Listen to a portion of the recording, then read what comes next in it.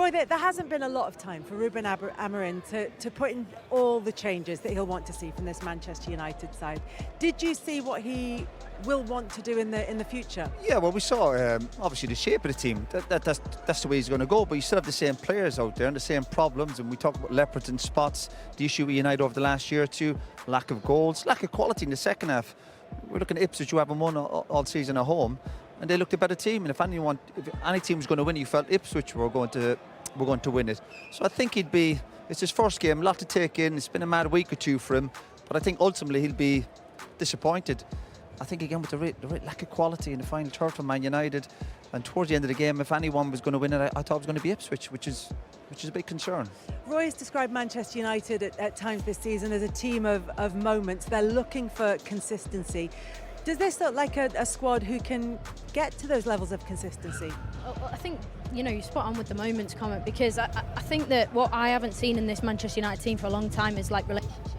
Players that combine well with each other, players that create things, off the cuff, but also by design as well. And they've got a manager in now who's got a record for design. He's got this system that he believes heavily in, that he wants to bring to Manchester United. We saw it this evening. Did it work? No, because they didn't win.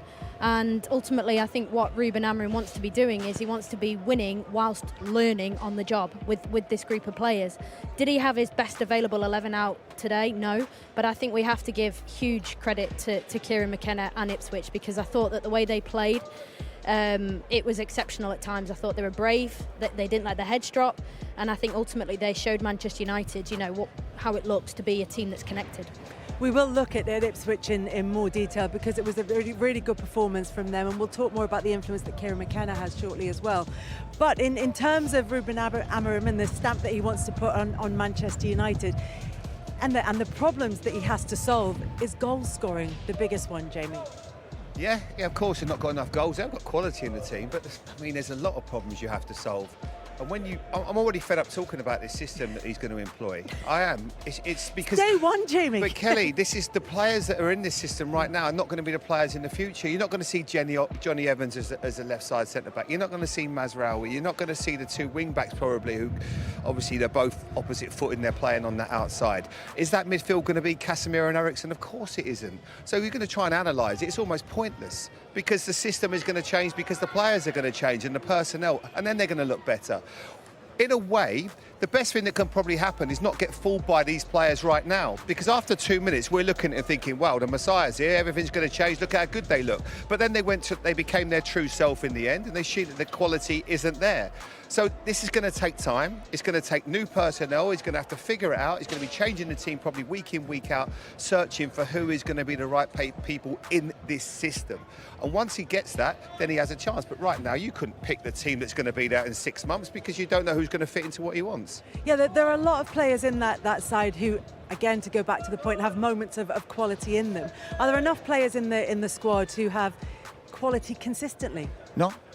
That's the big problem. Again, this team for last year or two, it's all about moments. We saw with the first goal after the minute, you think, well, listen, great start, a bit of quality, a bit of pace, nice finish from Marcus, getting into the areas you want him to be.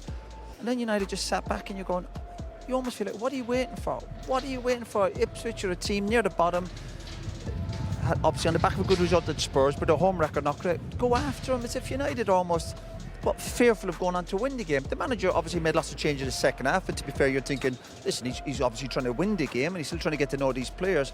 But I suppose at United, the business of the league, their results, they probably maybe lack that confidence and belief. But do I believe this group of players have the quality to start getting Man United back up towards top 4, top 5? I've been saying it for ages. Absolutely not. The evidence isn't there. And again, today we come down, you're thinking new manager, new bounce and all this, it's all very positive. But then when the game starts, and it's the same old stuff. Yeah, exactly right. Predictable and really lack of quality. And again, what we should say is this isn't on Ruben Amorim, who's taking charge of his first two game, or 3 days, who is Kelly. also, Jamie, on his way over to talk to us. But he's had 2 weeks he's been in the job 2 weeks, but you've got to remember, everyone's been away on international duty. This is going to take time. He's under no illusions, but the good thing is he's going to learn about the players week in, week out. He's been here before with Manchester United. It's a new manager, it's the start of a new era, the optimism is there. It's only the first game. What do you want to see? Well, you're always hopeful when a manager comes into United that he can get United back competing at the top. It's not quite happened the last few years. I think the PR over the last week from the new manager has been very good. He spoke well, he's been very positive. Talks about, a lot of talk about changing systems. He's a young manager, he looks hungry, looks like hopefully he can deal with the pressure. But I'll be honest, nobody knows until he gets into the job properly, and that's getting games under his belt. You'd hope today they can come and beat Ipswich. You hope they can put a marker down, get the team competing. And it's probably just more hope than anything else at this moment in time until he gets into the job and he sees probably what the real problems are. Izzy, as Roy said, there has been a lot of talk about this change in systems. He doesn't seem like a man who's going to be particularly flexible on that point. No, he certainly said it's his way or the highway. He's looked fresh, he's looked exciting, but of course you've got to get the results on the pitch. And if it is going to be this system, do I think he's got the players for it? I do. I think that, they've got a lot of centre-backs, this 3-4-3, however the three looks at the top end of the pitch, we'll find out in the coming weeks. But it all starts here, and this is where they've got to really, like Roy said, lay down a marker, see what they're all about. And I think there'll be a few players in this system who will start to profit from the new manager because they'll have a change in role. The other thing that's interesting in terms of the setup, Jamie, because that's come in for a lot of criticism over the years since Sir Alex Ferguson left, is that he comes in as head coach rather than as manager. Does that suggest that he's going to have to work with the players who are already there rather than having an active role in the transfer window? Well, I think he does need to have an active role in the transfer window, first of all, and that's why he'll need time. I know he's not signed a long-term contract, but that he needs to come in, assess the players, see which ones want to run for him. He said players don't run back.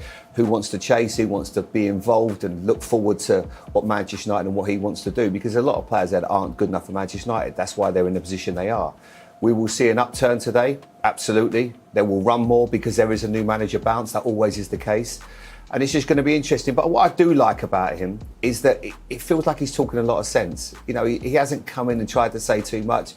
Sometimes a manager comes in, they probably don't get the message across. I look at him and think, yeah, you know what, I look like I want to play for you. I'd want to give my all for you.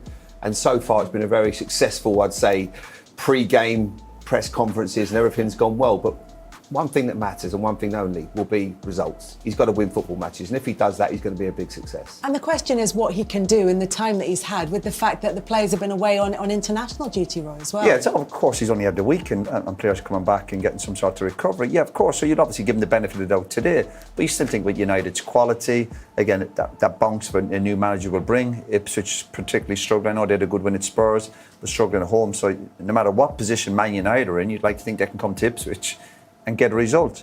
But I think the big surprise for all United's problems is, I suppose, the lack of goals. We talk most weeks about United having a lot of good, talented players, but we don't see it in terms of the goals. The goals ratio is really, really poor. So that's certainly an area that will improve on top of all the other ones he's got. The players themselves have come in for quite a bit of criticism in terms of their performance, at times in terms of their application. Do you think that's something that people are going to be looking out for today? Yeah, of course. That's the package of being a professional footballer. Particularly when you're playing at United, the higher level, you go up in the bigger clubs you play for, there's more pressure. And there's no doubt we can sit here all day and talk about, United have got good qualities, but the key is to do it week in, week out. That's the challenge of being a top footballer. There's no good Man United players doing what they've done to the last few managers and turning up every few weeks and obviously becoming a cup team. And that's what Man United were well known for in the 80s, and that was no good to anybody. And that's why United changed in the 90s with obviously with Alex Ferguson, the players they brought in, the type of characters they brought in. And the key was, and the reason I went to the club is because you wanted to do it week in, week out. And these players haven't done it. They haven't done it. Do I think they can start all of a sudden doing a week in, week out? I'm not so sure. Obviously, the manager's got to sort that out. If the players don't turn up week in, week out, you obviously get rid of them if you can. You get players in who turn up week in, week out. Not every 2 or 3 weeks. That's no good to anybody. Not for Man United. Be amazed. Ruben Amorim proved Manchester United's critic wrong once and can do it again.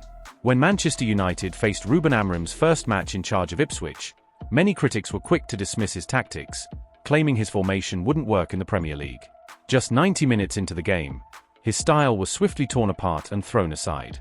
A lackluster draw against an Ipswich side that had already taken points off Aston Villa and Tottenham this season was enough to convince some that Amorim's approach was destined for failure. However, Amorim set up his team in his favoured 3-4-3 formation, just as he had promised, and this system immediately paid off with a brilliantly worked opening goal after just 81 seconds. The movement from the back to the front was fluid, involving superb passing and individual skill. This was a glimpse of the attacking philosophy the 39-year-old manager intends to bring to the Premier League. It wasn't entirely surprising, then, that things didn't flow perfectly from the start at Portman Road, especially with the team still feeling the effects of injuries and international fatigue. Once Amorim is able to field his strongest 11, which will likely include Lainery Euro, Lisandro Martinez, Manuel Ugarte, Kobbie Mainoo, and possibly Luke Shaw, we'll start to see the system truly take shape. With each passing game, these players will become more comfortable in the system, and the results will follow. Time on the training ground is always limited during the season, but as they grow more accustomed to Amorim's tactics, their cohesion will improve. Amorim has enjoyed immense success with this system. Under his guidance, Sporting won 2 league titles and were on track for a third. Earlier this month, his Sporting team dominated Manchester City, defeating the Premier League champions 4-1. Yet, after just 2 training sessions and 1 Premier League match, some critics are already urging him to abandon his system. Danny Murphy, speaking on Match of the Day, said, "I'd be surprised if they're still playing a 3-4-3 a year from now. This league is very, very different from the continental leagues." Chelsea were the only team in recent years to win using this system. And let's be honest, they had N'Golo, Kunta and Nemanja Matic in midfield, and Diego Costa up top with Eden Hazard supporting him. Murphy continued, "You can't replicate that kind of quality with just anyone.